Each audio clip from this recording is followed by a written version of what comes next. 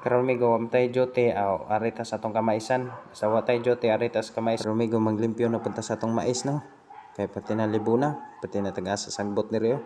Tulan ni tadtara gamay gud. Ang inanaon man ato pagtrabaho para dali ra. Kay akong nag-sprayhan. Dalian ni dagko sa sagbot pati mapaspasan. Karon ato lang ning tadtaran diri. Ayun lang makakaon ta ganagon sa atong kugi.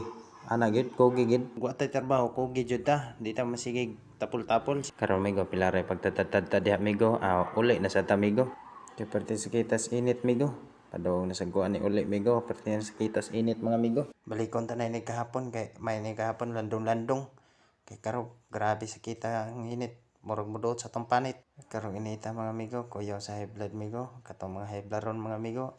Inom gyud mo daghang tubig migo ay mo sige buhat sa init migo. Kay labi na tong mga edad no. Parte ng kuya sa stroke.